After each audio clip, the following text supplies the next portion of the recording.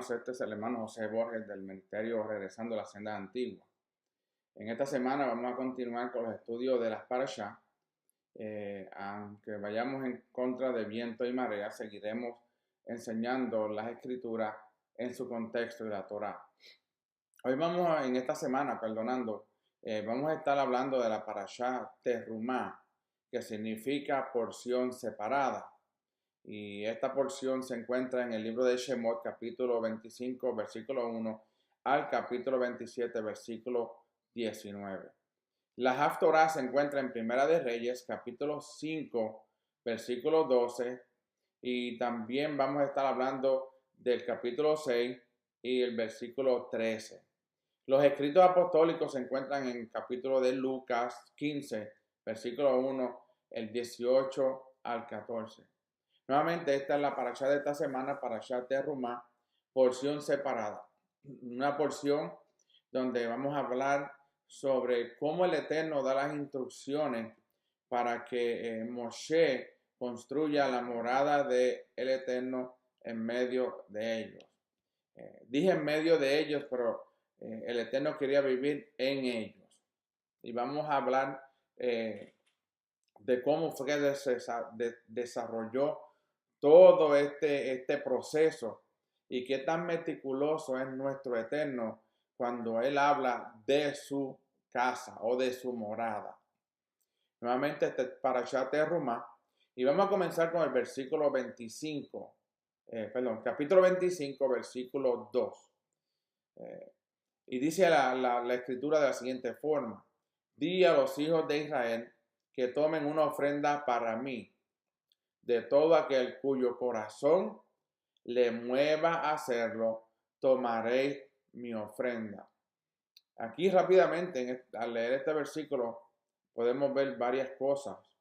Y una de ellas es que cuando el Eterno le pide esta ofrenda a los hijos de Israel, dice que esté de acuerdo al corazón, como el corazón le dicte hacerlo.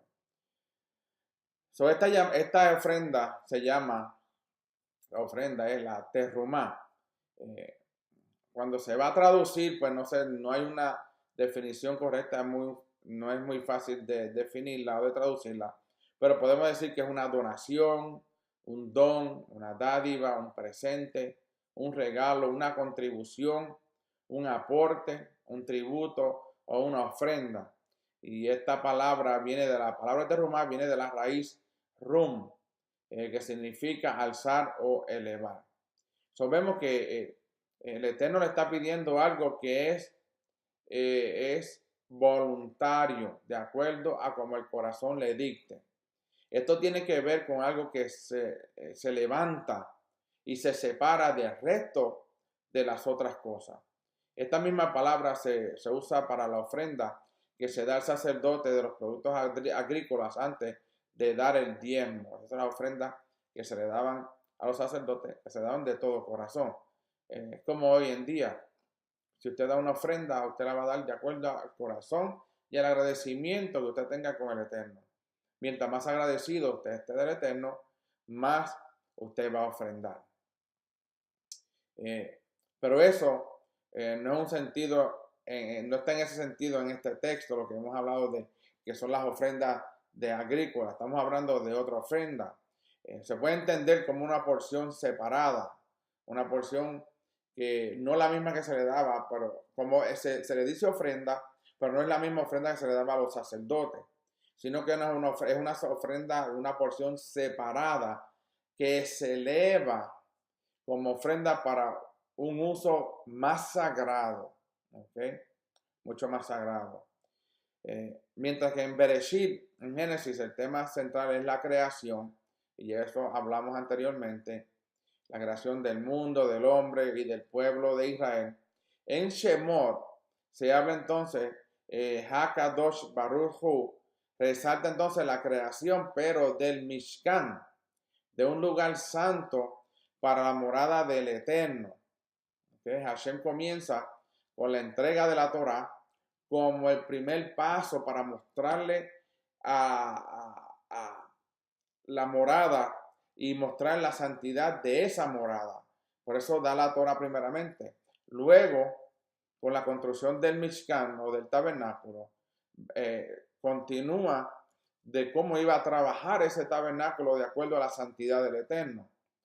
Si entendemos esto, vemos una intención divina que puede hablar de varias cosas.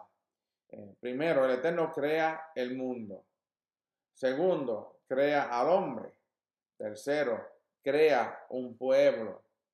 Cuarto, da su instrucción, que es la Torá. Quinto, pide que le construyan un Mishkan, un tabernáculo. Y el sexto, que hagamos alzando, poniendo de nosotros una terrumá. Que nosotros alcemos ese tabernáculo que el Eterno había enviado a Moshe a levantar. Más adelante vamos a ver cuál es el significado que tiene en los tiempos de hoy, porque sabemos que hoy no hay un Mishkan, no hay un tabernáculo, no hay un Hamizdah, no hay un templo. Pero vamos a ver el propósito por el cual esto también tiene una relación con nuestras vidas. El mismo Pablo dice que nosotros somos templos del Espíritu de Santidad donde mora el Eterno, donde va a morar su Espíritu. So, Hashem nos quiere a nosotros llevar a un entendimiento de sus intenciones, que nosotros construyamos entonces con la observancia de sus instrucciones, de su Torah, un lugar, un Beto Heinu en nosotros, para que Él more en nosotros, que lleguemos a ser como pueblo suyo, para que para cumplimiento de su propósito, un receptáculo de su Shejinah, de su presencia. Si nosotros nos fijamos en los detalles y materiales utilizados en la construcción del Mishkan, podemos ver que apuntan hacia el Mesías. Todo eso que se utilizó, todos esos materiales, los detalles, estaban apuntando hacia el Mesías, en quien finalmente nosotros podemos ser también un Mishkan, donde la Shejinah de Ha-Elohim se deje ver para la luz de las naciones. El propósito de que nosotros seamos ese Mishkan, ese templo, ese tabernáculo en nosotros, y que seamos obedientes a la Torah, es para que nosotros le demos luz a las naciones por medio de nuestro testimonio, de nuestro comportamiento, de nuestra obediencia a la Torah. En el capítulo 25, versículo 3, lee de esta manera: y esta es la ofrenda que tomaréis de ellos, oro, plata y bronce. Si usted se da cuenta, lo primero que el Eterno pide es oro. El oro es lo más preciado, el elemento más preciado en la tierra. Según Génesis capítulo 2:12, el oro es bueno. La Torah del Eterno está diciendo que el oro es bueno. Cuando habla la Torah, la escritura habla del oro, que dice que es bueno, entonces la Torah está diciendo que el oro es bueno. Ahora los corazones voluntarios tienen la oportunidad de entregar lo más precioso al Eterno. Esta es la razón por la que los hijos de Israel tuvieron que pedir los tesoros de Egipto antes de salir, porque ya se le había dicho anteriormente a Abraham que iba a ser forastero en la tierra, iba a estar en Egipto, pero que no iban a salir con las manos vacías, que iban a salir con mucha riqueza. Entonces vemos que el Eterno ya tenía un plan, porque esas riquezas eran necesarias para poder construir esta obra que el Eterno iba a designarle a Moshe que construyera. Por eso es que cuando salen de allí, acuérdense, los israelitas no tenían nada. Todos los tesoros, y oro, plata y bronce, pertenecían a los egipcios. El Eterno tuvo que obrar, y de esa misma manera, al obrar, ya tenía un plan de que los israelitas no iban a salir con las manos vacías, porque Él tenía un plan, un propósito para un futuro, para construir su casa, llena de todas esas maravillosas piedras preciosas. Continuamos con el capítulo 5, versículo 8, capítulo 5, versículo 8. Dice, y que hagan un santuario para mí, para que yo habite en ellos. En los capítulos anteriores que hemos visto, se ha establecido un pacto matrimonial entre la palabra del Eterno e Israel. Eso lo vimos en una de las parashas cuando Moshe tiene que subir al monte del Eterno, el monte Sinaí, y luego baja para hacer que el pueblo hiciera un compromiso de bodas, un compromiso matrimonial entre el Eterno y el pueblo. Y eso fue ahí donde primera vez se da la Torá en piedra. Luego sabemos que el pueblo cae en la idolatría por medio de la construcción del becerro de oro. Entonces, él quería hacer un santuario donde pudiera habitar en medio de ellos.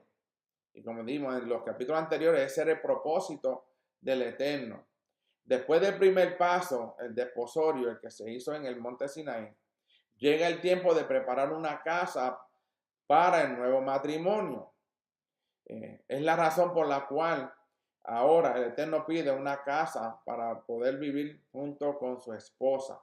Cuando nos vamos entonces al libro de Revelaciones, que nos vamos a ver más adelante, vamos a ver este mismo concepto.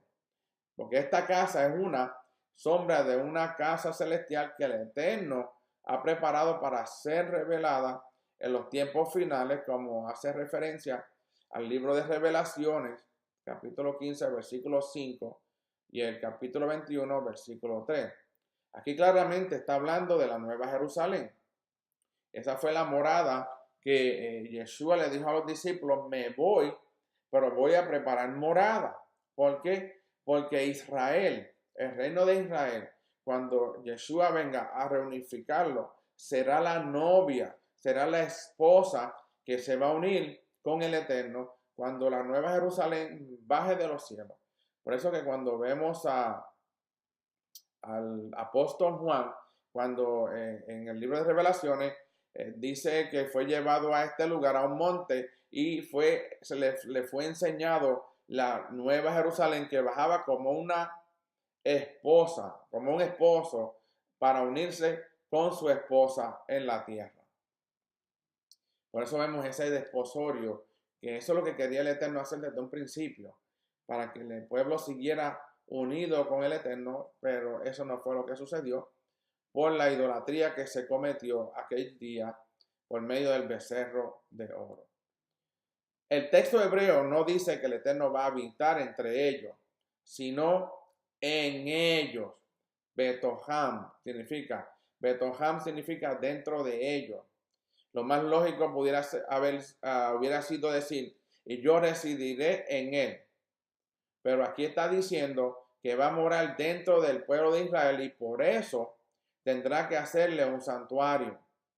El verdadero lugar entonces de la morada es el corazón de cada uno del pueblo de Israel que ha entregado su corazón al Eterno.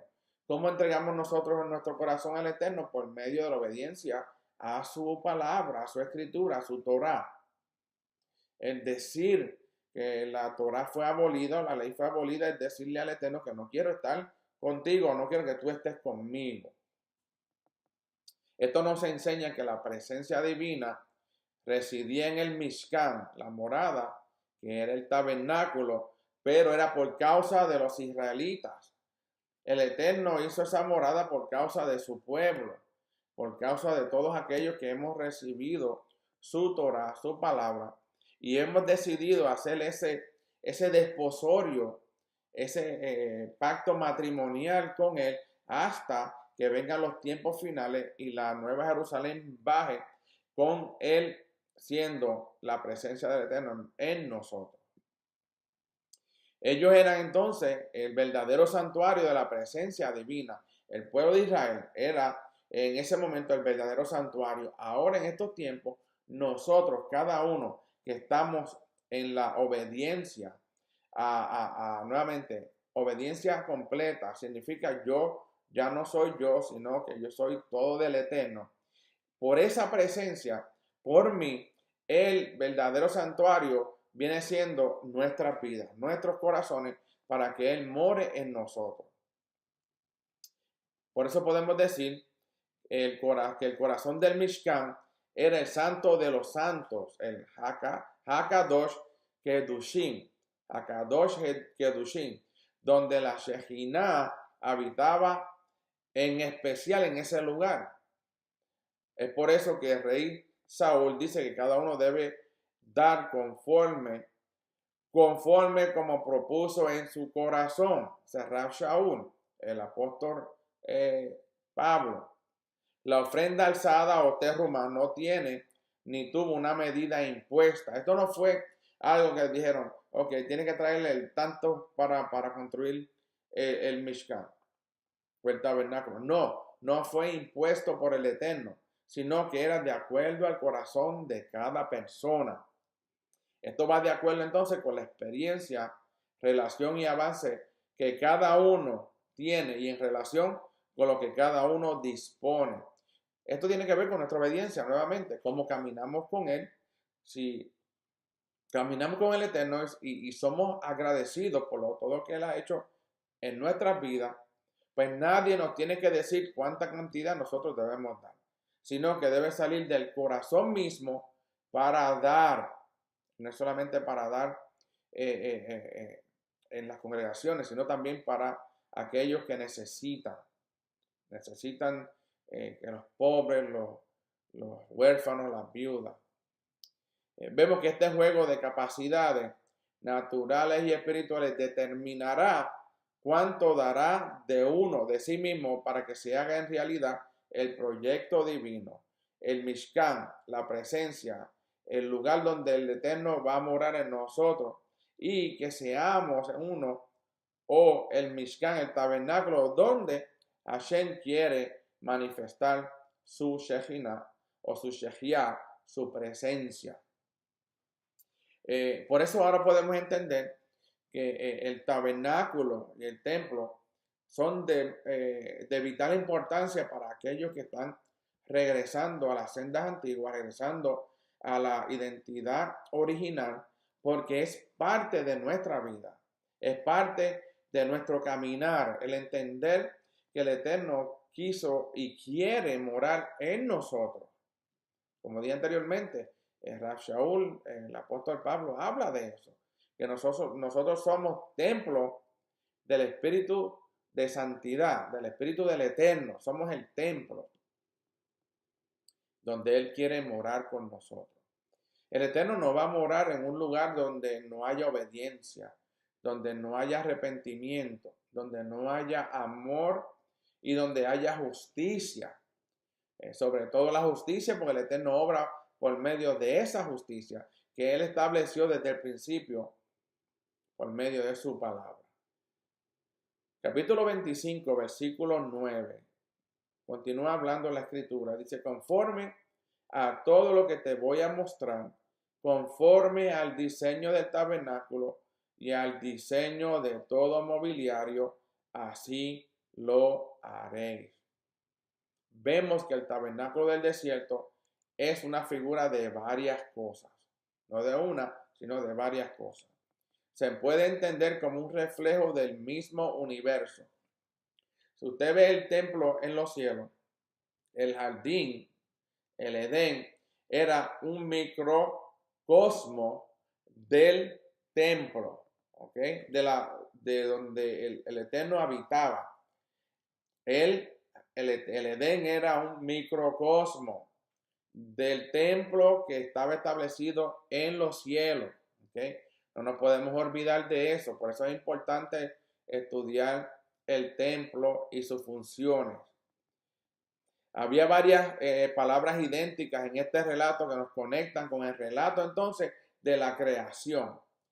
Moshe tuvo que estar durante 6 días en la nube antes de ser llamado desde el interior en el 7º día, lo cual conecta esta obra con la creación que fue hecha durante 6 días, como nos hace referencia en Éxodo 24, 16. Vemos que la construcción esta obra del Mishkan, del tabernáculo, está conectada con la obra de la creación, como mencioné anteriormente.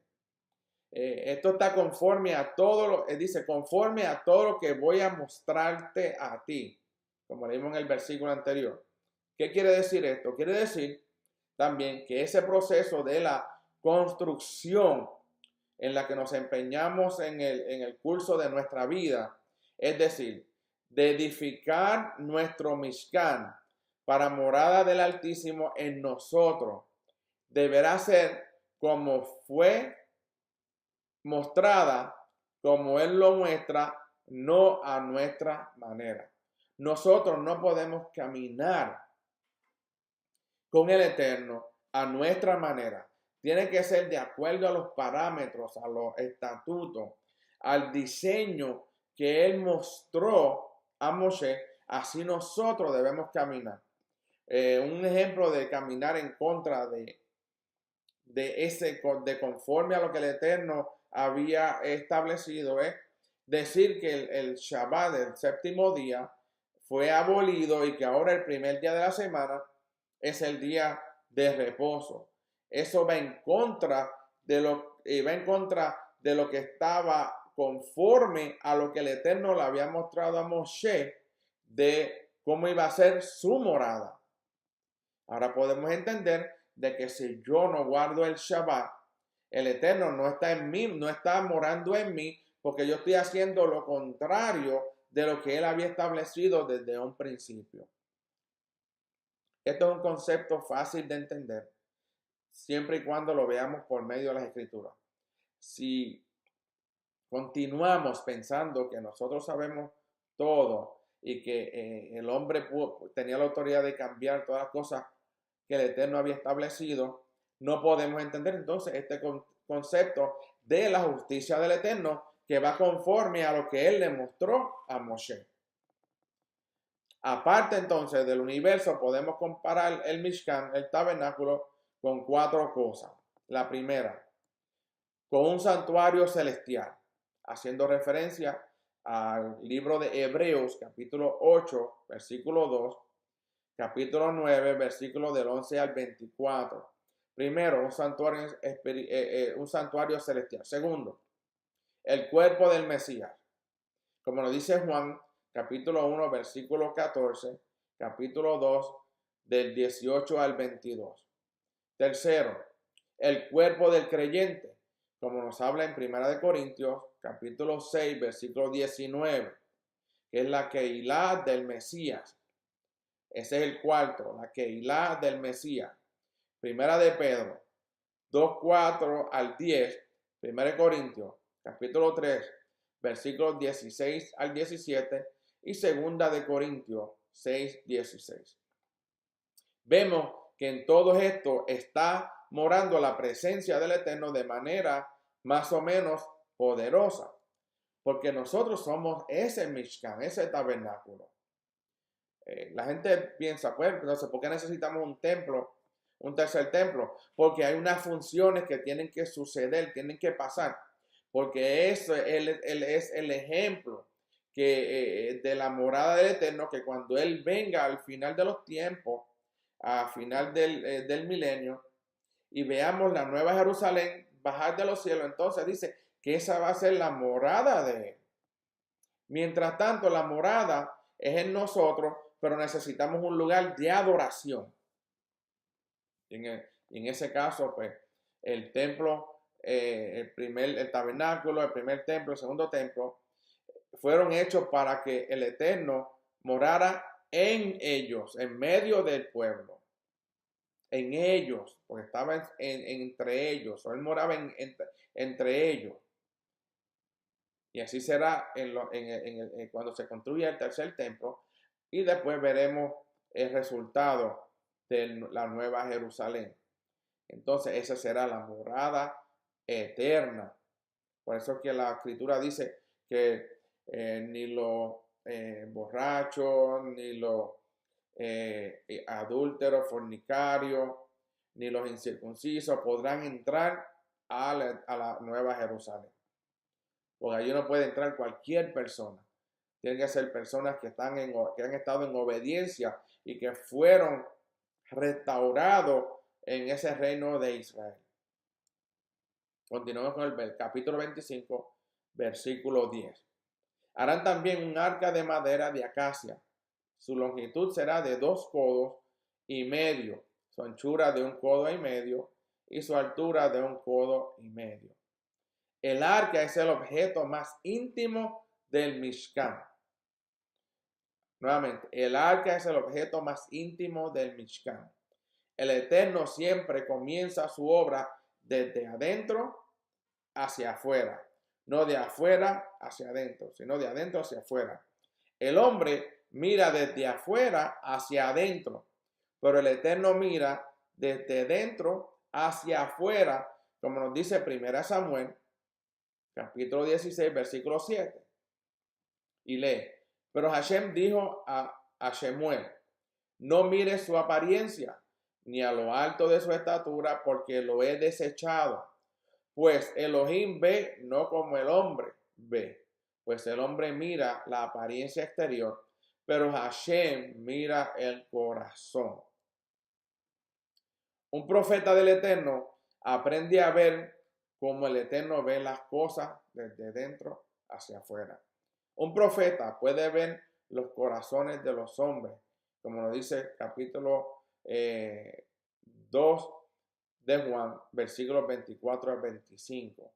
Dice, pero Yeshua, por su parte, no se confiaba a ellos, porque conocía a todos y no tenía necesidad de que nadie le diera testimonio del hombre, pues él sabía lo que había en el hombre. Yeshua sabía lo que había en el hombre. Sabía que el hombre estaba andando fuera de los estatutos que Dios había establecido. Yeshua le dijo a sus discípulos, cuídense de la levadura de los fariseos. Él no dijo cuídense de los fariseos, dijo cuídense de la levadura, porque ellos dicen y no hacen. Él les dijo, hagan lo que ellos dicen, pero no hagan lo que ellos hacen, porque ellos dicen y no hacen. Estamos viendo que Yeshua conocía los corazones por su fruto, de acuerdo a cómo ellos actuaban y caminaban en el primer siglo cuando Yeshua estuvo caminando. Segunda de Corintios, capítulo 5, versículo 12, también nos habla y nos dice, no nos recomendamos otra vez a vosotros, sino que os damos oportunidad de estar orgullosos de nosotros para que tengáis respuesta para los que se jactan en las apariencias y no en el corazón. Aquí vemos que las apariencias, como dice el refrán, engañan. No nos podemos dejar llevar por las apariencias. Las personas pueden verse santas por fuera, pero por dentro dicen otra cosa. Por eso es que por su fruto es que los vamos a conocer. No tenemos que adivinar, solamente por medio de la desobediencia de los mandamientos sabemos quién por fuera enseña que es santo o que quiere caminar en santidad, pero si no lo muestra con sus obras, entonces sabemos que está vacío por dentro y el Eterno no mora en esas personas. El Eterno va a morar en las personas que están andando y caminando en obediencia a lo que Él ya estableció, no a lo que el hombre dice. No podemos confiar en el hombre, dice la Escritura. El que confía en otro hombre, eso no es correcto. Maldito el hombre que confía en el hombre. No podemos confiar en el hombre. Debemos confiar en lo que el Eterno ya estableció desde un principio.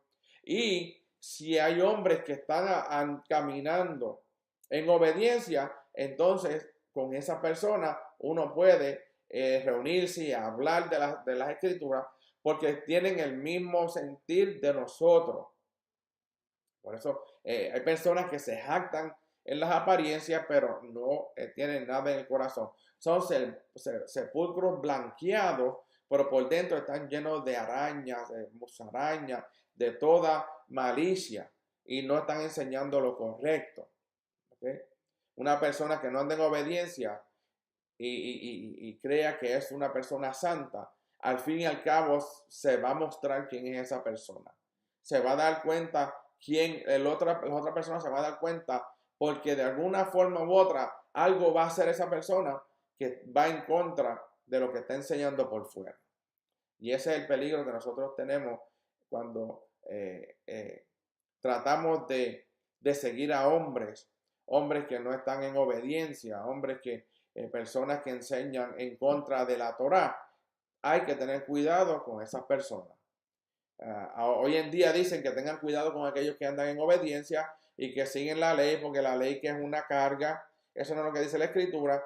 Pues entonces la persona dice, pues no voy a seguir a esas personas que están en obediencia, voy a seguir a aquellos que dicen que la Torá está abolida. Y vemos las dos clases de personas que por fuera se presentan espirituales y santos, pero por dentro están vacíos. Hay que tener cuidado con eso, porque de eso el mundo está lleno, de muchas personas que hablan, que enseñan por fuera apariencias, pero que por dentro el corazón dice otra cosa. Cuando el Eterno trata con un hombre, Él lo hace desde dentro hacia afuera. El problema de muchos es que intentan quitarse los malos frutos, las malas obras de su vida, pero no tratan con la raíz, que es la causa que produce esos malos frutos. Como dije anteriormente, nosotros tenemos que limpiarnos de adentro para afuera, no de afuera hacia adentro. Y si no sacamos las raíces de esos males de nuestras vidas, entonces nunca vamos a poder ser limpios de adentro para afuera. Y todo lo que vamos a ver afuera va a ser apariencia. Podemos estar toda la vida intentando mejorar nuestras acciones y nuestras palabras, pero no vamos a tener éxito, al menos que vayamos directamente al corazón, que es la causa de todas las malas obras, como nos dice Marcos, capítulo 7, versículos 21 al 22.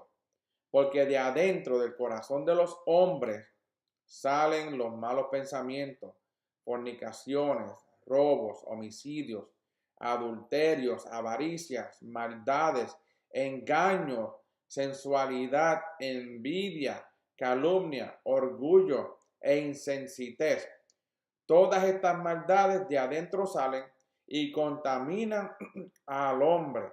Cuando dice contaminan al hombre, contaminan a toda aquella persona que hace lo mismo, que la persona está actuando de esa manera. Eso contamina a las demás personas.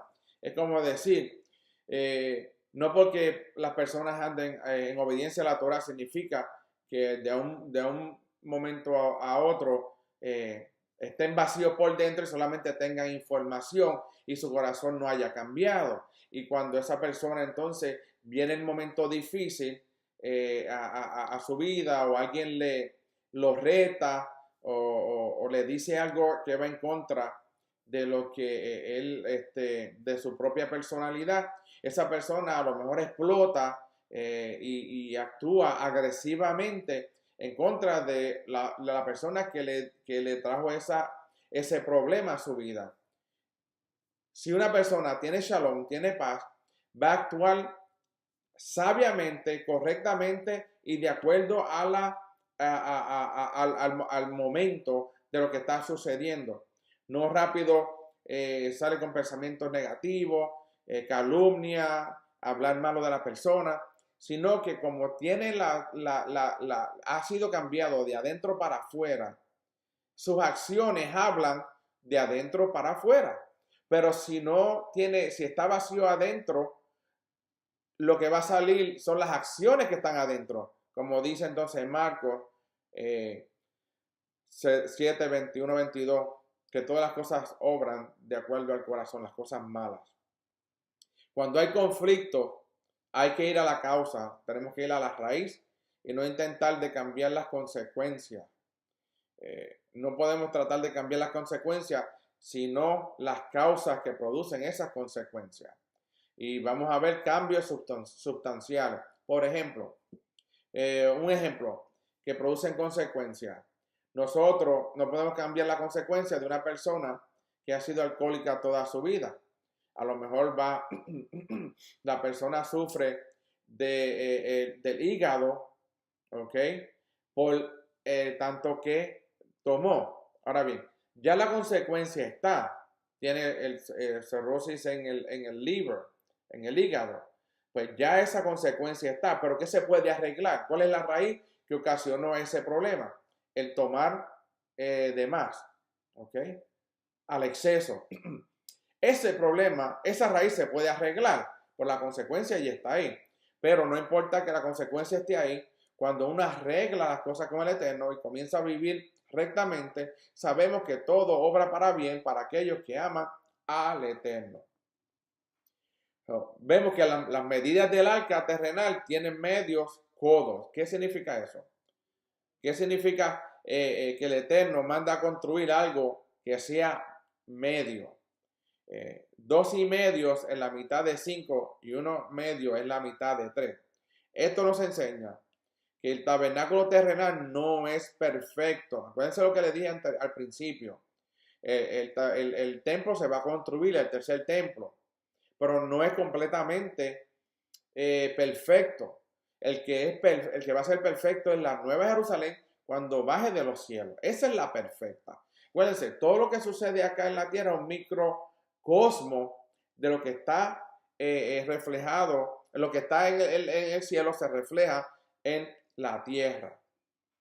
Entonces vemos que el tabernáculo era solo una copia de un tabernáculo celestial mayor y más perfecto. Como mencioné, Hebreos capítulo 9, versículo 11 nos dice, pero cuando el Mesías apareció como sumo sacerdote de los bienes futuros a través de un mayor y más perfecto tabernáculo, no hecho con manos, es decir, no de esta creación. Pero el Eterno tenía que hacer una morada en la tierra que no iba a ser perfecta, pero cuando Él estaba, era perfecto. En la morada donde Él estaba, donde el Eterno está, Él siempre es perfecto. El hombre es imperfecto, pero mientras está el Eterno, somos perfectos. Mientras Él está con nosotros. Y podemos ver que la perfección se hacía cuando el Eterno, su presencia estaba en el tabernáculo o estaba en el Mishkan o en Hamishdah, en el templo, en el primer templo. Cuando fue celebrada la dedicación del templo por Salomón, vemos que la presencia del Eterno llenó toda la casa. Capítulo 25, versículo 11, sigue hablando. Y la revestirás de oro puro por dentro y por fuera, la revestirás y harás una moldura de oro alrededor de ella. El arca fue hecha de madera cubierta de oro.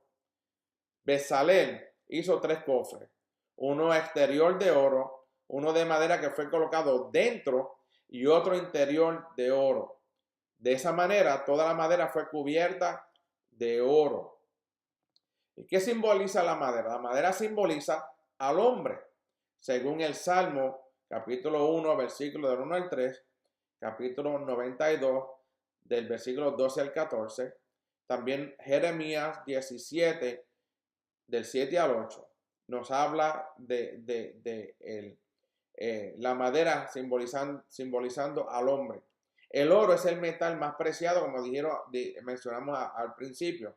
No se oxida, no se pone feo por el medio ambiente, como lo es la plata y el cobre, que hay que estar brillándola, mientras que el oro no hay que brillarlo si es oro puro. Por eso el oro simboliza el valor de las cosas incorruptibles. El oro representa las cosas incorruptibles, como nos dice Job, capítulo 23, versículo 10. También el Salmo 19, del 7 al 10, y el 119 al 72, y el 127. Proverbios, capítulo 3, del 15 al 3:15. El capítulo 8, del 10 al 11 de Proverbios, y el versículo 19, y el capítulo 16, versículo 16, y Malaquías 3:3, Primera de Pedro 1:7. El hombre corruptible será vestido de incorrupción, como nos dice 1 Corintios capítulo 15, 54. Por eso es que el hombre no es hecho de oro. Nosotros somos corruptibles. Pero va a llegar el momento que vamos a vestirnos de incorrupción, como dice 1 Corintios 15, 54. Pero cuando esto corruptible se haya vestido de incorrupción y esto mortal se haya vestido de inmortalidad, entonces se cumplirá la palabra que está escrita: devorada ha sido la muerte en victoria. Una vez que venga el tiempo de nuestra redención, vamos a ver que cuando nuestros cuerpos corruptibles sean hechos, formados incorruptibles, ya la muerte no tiene potestad sobre nuestra vida, porque hemos pasado de corrupción a incorrupción, de muerte a vida. Amén. Continúa diciendo, dice, y harás una diadema de oro alrededor de ella. Esta diadema era como una corona que rodeaba el arca. Había 3 objetos en el Mishkan que tenía diadema: el arca, la mesa y el altar de incienso. El de la mesa lo podemos ver haciendo referencia al capítulo 25, versículo 24, y el incienso, capítulo 30, del 3 al 4. El Midrash 1:5 relaciona estos 3 objetos con 3 coronas que representan posiciones de grandeza dentro de Israel. Primero, la corona de la Torá, representada por el Aarón, el arca. Segundo, la corona de la Keuná, que significa sacerdocio, representado por el Mizbeach, el altar, y la corona del Malhut, el reinado, la cual está representada por el Shulam, que es la mesa. Vemos que estos 3 diademas o estas 3 coronas, esto es lo que representa dentro del Mishkan. Capítulo 25, versículo 16, continúa hablando y dice, y pondrás en el arca el testimonio que yo te daré. ¿Ok? El testimonio que yo te daré. Como el tabernáculo simboliza al hombre, el arca simboliza el corazón, lo más íntimo. Dentro del arca había 3 cosas. Primero, estaban las 2 tablas del testimonio que representan toda la Torá. Toda la Torá. También había un Homer de maná. Eso hace referencia a Éxodo capítulo 16, versículo 32 al 34. Y tercero, la vara de Aarón reverdecida. Hace referencia en Números 17, 5 y el 8 al 10. El testimonio es el nombre que el Eterno ha puesto sobre las 2 tablas de piedra que fueron colocadas en el arca. Vemos, en este capítulo, versículo 16 dice, y pondrás en el arca el testimonio que yo te daré. El testimonio entonces es el nombre que el Eterno puso a las tablas que fueron colocadas dentro del arca. Este texto dice que el Eterno daría a Moshe el testimonio en el futuro. Esto alude no solamente a las 2 tablas, sino también al testimonio mesiánico que iba a ser entregado más adelante a todos los que recibirían el espíritu del Mesías, como está escrito en Hebreos 3:5, y lee de la siguiente forma: y Moshe fue fiel en toda la casa de Elohim como siervo, para testimonio de lo que se iba a decir más tarde. Jeremías 31, versículo 33 a 34 también nos dice, porque este es el pacto que haré con la casa de Israel después de aquellos días. ¿De qué día? Después de los días que Yeshua iba a aparecer, iba a nacer, iba a caminar, se iba a ir iba a ser levantado hacia el cielo, y en 10 días después que él es levantado, vemos el espíritu de santidad que cae sobre cada uno de aquellos hombres que estaban en aquel lugar. Y eso es lo que está diciendo, porque este es el pacto que haré con la casa de Israel después de aquellos días, declara Hashem. pondré mi ley dentro de ellos. El Espíritu de Santidad viene, les revela la palabra a los que estaban allí, a los 120. Pablo se levanta a hablar y habla de lo que fue declarado. Y dice, y pondré mi ley dentro de ellos y sobre sus corazones la escribiré. En este momento no las escribe en piedra, sino que las escribe en el corazón. Y continúa diciendo, yo seré su Elohim y ellos me serán mi pueblo. Y no tendrán que enseñar más cada uno a su prójimo y cada cual a su hermano diciendo, conoce a Hashem, porque todos me conocerán, desde el más pequeño de ellos hasta el más grande, declara Hashem. Pues tomaré su maldad y no recordaré más su pecado. Dentro del corazón del creyente hay un testimonio, una vocecita que habla y dice que es hijo de Elohim. Pero muchas personas dicen que son hijos de Dios.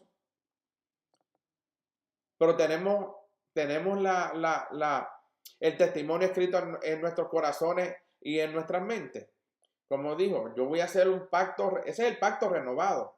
Cuando se habla del pacto renovado del Nuevo Testamento, se está hablando de que el Eterno había escrito su testimonio en tablas al principio de piedra, pero luego, en un tiempo luego, como le dijo a Moshe, le iba a escribir entonces, revelar el testimonio por medio del Espíritu de Santidad y iba a poner su ley dentro, su testimonio dentro de nosotros y sobre sus corazones la iba a escribir. Eso es lo que significa. Como dice Romanos 8:16, el Espíritu mismo da testimonio a nuestro espíritu de que somos hijos de Elohim. Qué interesante que el Espíritu que fue enviado para revelación del nuevo pacto o del pacto renovado, que ponerle el testimonio en nuestra mente y escribirlo en nuestro corazón, el mismo Espíritu está que en nosotros, reconoce y conoce muy bien quién anda en obediencia y quién no anda de acuerdo a este testimonio que Hashem había hablado al profeta Jeremías. La Escritura, mientras más uno la estudia, más se abre a los ojos de nosotros por medio del Espíritu de Santidad y podemos entender el mensaje correcto y en su contexto. Primera de Juan, capítulo 5, versículos 10 al 12. Está escrito, el que cree en el Hijo de Elohim tiene el testimonio en sí mismo. Oigan estas palabras. El que cree en el Hijo de Elohim tiene el testimonio en sí mismo. ¿Por qué el que cree en el Hijo de Elohim tiene el testimonio en sí mismo? Porque Yeshua es la Torah viviente. Él es la Memra. Él es el verbo. Él es la palabra. Y si Él es la palabra, Él es la Torah viviente. Si nosotros creemos en todo lo que Él habló, que decía en la Torah, el testimonio está en nosotros. Por Él, porque el Espíritu nos va a revelar. Por eso el que cree en el Hijo de Elohim tiene el testimonio en sí mismo. El que no cree a Elohim, lo que Él escribió, lo que el testimonio estableció, que es la Torah, ha hecho a Elohim mentiroso. Entonces caímos en una problemática aquí y en algo muy serio. Si la Escritura dice, el que no cree a Elohim ha hecho a Elohim mentiroso, está trayendo blasfemia en contra de Elohim si dice que la Torah fue abolida. El decir que la ley y la Torah fue abolida es decirle a Elohim que él es un mentiroso y por ende blasfema a la persona que dice esas cosas. Porque no ha creído en el testimonio que Elohim ha dado respecto a su Hijo. Y el testimonio es que Elohim nos ha dado vida eterna. Y esta vida está en su Hijo. El que tiene al Hijo tiene la vida. El que no tiene al Hijo de Elohim no tiene la vida. Qué interesante. Si Yeshua es la Torah viviente, es la Memra, es el verbo, es la palabra. Dice aquí, el que tiene al Hijo tiene la vida. El que tiene la Memra tiene la vida. El que tiene la Torah tiene la vida. El que tiene el verbo tiene la vida. Y el que no tiene al Hijo de Elohim no tiene la vida. Si lo ponemos nuevamente en la palabra, Yeshua siendo la membra, la Torah viviente, y el que no tiene a la membra, el que no tiene la Torah, el que no tiene la escritura, el que no tiene el verbo, el que no tiene la palabra, no tiene la vida. Interesante que la escritura nos dice, nos señala claramente los deseos y designios del Eterno para la vida del hombre. Primera de Juan, como dije, eso está en Primera de Juan 5, capítulo 5, del 10 al 12. Leamos entonces Segunda de Corintios 13, 5. Dice, poneos a prueba para ver si estás en la fe. Examinaos a vosotros mismos. ¿O no os reconocéis a vosotros mismos de que Yeshua el Mashiach está en vosotros, a menos que en verdad no paséis la prueba? El que es salvo tiene oigan esto, el que es salvo tiene el testimonio dentro de su espíritu. Él sabe que es hijo de Elohim.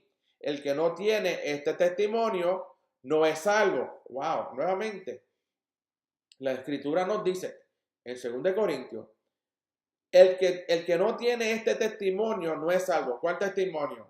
El testimonio que le dio el Eterno a Moshe, que son las tablas escritas, que luego en el libro de Hechos fue el Espíritu de Santidad baja y llena a todos los que estaban en aquel lugar, en el templo, los 120 más los discípulos, y los llena de su palabra en su mente y las escribe en su corazón. Ese es el testimonio que el Eterno está hablando aquí en la palabra también. Dice, el que es salvo tiene el testimonio dentro de su espíritu. Él sabe que es hijo de Elohim. Y ahora dice, el que no tiene esta Torah, este testimonio, esta palabra que fue dicha por el Eterno, no es salvo. Eso trae mucho, unas personas que lo escuchan deben reflexionar en estas escrituras, porque el Eterno claramente nos está diciendo cómo nosotros podemos ser salvos. Revelación 19:10. Entonces caí a sus pies para adorarle y me dice, no hagas eso, yo soy consiervo tuyo y de tus hermanos que poseen el testimonio de Yeshua, que poseen el testimonio de la membra, del verbo, de la palabra. Adora a Elohim, pues el testimonio de Yeshua es el espíritu de la profecía. Ahora bien, ¿qué es la profecía? La Torá, la palabra dada del Eterno a Moshe y a todos los profetas y a los apóstoles y a todos los escritores de las escrituras. Sabemos que el espíritu de la profecía es el que está dando testimonio en nuestro interior. No es que tengo profecía de que esto va a suceder, de que aquello va a pasar y hablar en otras lenguas que no se entiende. Eso no es profecía. Dice, el espíritu de la profecía es el que está dando testimonio en nuestro interior. ¿Qué es lo que da testimonio en nuestro interior? La Torá, la escritura, el verbo, el membra, que es Yeshua. En lo más profundo de nuestro corazón, no en nuestra mente. Nuestra mente puede pensar muchas cosas, pero la palabra, el testimonio tiene que estar en el corazón. ¿Por qué tiene que estar en el corazón? Porque leímos en Jeremías que el Eterno, cuando enviara su espíritu para renovar el pacto que había hecho con los padres anteriormente en el desierto, que ellos lo violaron porque hicieron el becerro de oro.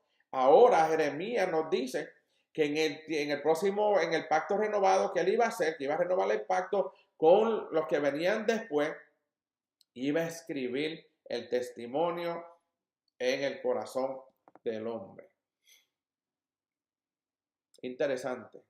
Ese espíritu está dando testimonio de Yeshua y está revelando los secretos del Mesías en las escrituras. Si uno es sensible al testimonio de Yeshua que hay en su espíritu, va a encontrar muchos secretos en la Torá. Eso es lo que estamos nosotros pasando en este tiempo. Como estamos recibiendo y aceptando ese testimonio, la membra, la Torá viviente que es Yeshua, y estamos siendo obedientes a ella, el Espíritu nos está dando y nos está revelando los secretos que se encuentran en la Torá. el 25, capítulo 25, versículo 17, dice, harás además un propiciatorio de oro puro. Su longitud será de 2 codos y medio y su anchura de 1 codo y medio. Este propiciatorio es una ilustración del trono de gloria que hay en el cielo, haciendo referencia a Hebreos capítulo 4, versículo 16. La palabra hebrea que ha sido traducida como propiciatorio es caporet, que significa cobertura, cubierta. Viene de la raíz kafar, que significa cubrir con brea. Calafatear.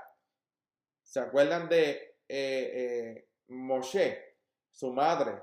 Calafateó la canasta. ¿Se acuerdan de Noé? Calafateó y puso brea al arca. ¿Okay? También significa perdonar, absolver. ¿Qué pasó con Moshe? Cuando lo sacaron de la canasta, Faraón no podía matarlo, solo lo salvó. La hija de Faraón le salvó la vida. ¿Qué pasó a Noé? Fue salvo y su familia porque estaba en el arca. Todo esto tiene un significado. Absolver, compensar, expiar. ¿Qué se hace en el día de Yom Kippur, el día de expiación? Pedir cobertura, pedir perdón para ser absuelto de los pecados que hemos cometido. Es la misma raíz que hay en la expiación, como dije anteriormente, de Yom Kippur. Interesante que podemos ver que cuando el Eterno envió a construir su tabernáculo y estamos viendo estos utensilios, estos mobiliarios que se estaban haciendo, estamos viendo que en todo el Eterno tenía un mensaje encerrado en ello, como ese propiciatorio, como que dice que es una cobertura, que viene de la raíz kafar, una cobertura. Acuérdense, en el tiempo del pueblo de Israel, cuando el sumo sacerdote entraba una vez al año, era para cubrir sus pecados, no era para perdonarlo, era para cubrir sus pecados, era para cubrir sus pecados, era para expiar por el pueblo, era para absorber. Y como vemos en la historia de Noé y vemos en la historia de Moshe, cómo el Eterno usa el calafatear, el cubrir con brea, para traer salvación a Moshe, que había sido echado al agua en una canasta por su mamá, para que cuando si alguien lo encontraba, podía sacarlo. Y como iba a ser sacado del agua, qué interesante que no hay en el Eterno, siempre hay, es recto. No hay, como decimos nosotros, suceden porque pues tenían que suceder. No, el Eterno cuando le dio la instrucción, o la mamá de Moshe hizo el arca, la canasta, sabía lo que iba a suceder, había un plan. También cuando Moshe, el Eterno le dice a Noé lo del arca, calafatéala. ¿Por qué? Porque voy a traer salvación a tu casa, a ti y a tus hijos, igual que trajo salvación a la vida de Moshe. Y vemos cómo Moshe se levanta como un líder grande. Que el Eterno los bendiga, los guarde, el Eterno tenga misericordia, el Eterno haga resplandecer su rostro sobre cada uno de nosotros y que el Eterno ponga su shalom. Nos veremos en la próxima semana. Shabbat Tov.